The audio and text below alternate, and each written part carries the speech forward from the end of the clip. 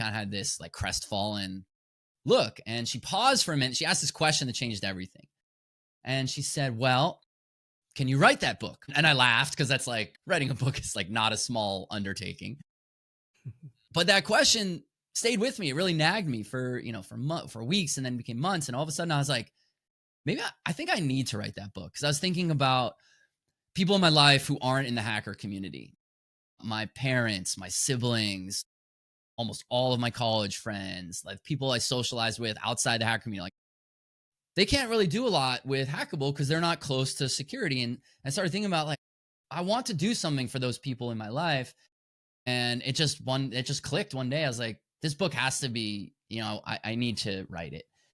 And so I set out to write that book that could help everyone. It will help certainly security practitioners.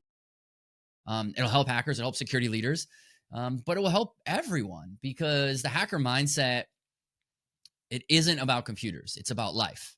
It's about how do you look at something and how do you tinker? How do you think independently? How do you problem solve? How do you find the unexpected way of doing something? How do you challenge a norm, an expected assumption and find a different way of doing it? And I just like, that's such a beautiful, powerful mindset. And yeah, I think of the inspiration of something like Think Like a Monk by Jay Shetty is this book where, he went and lived a monastic lifestyle. He's literally like a Buddhist monk for much of his life. And then he decided to not be a monk anymore and wanted to write a book that helped people who don't want to become monks apply some of those principles to make their lives better.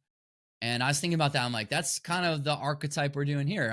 I don't need people to become hackers to use the benefit of this book, but I want them to use the hacker mindset and it will improve their lives.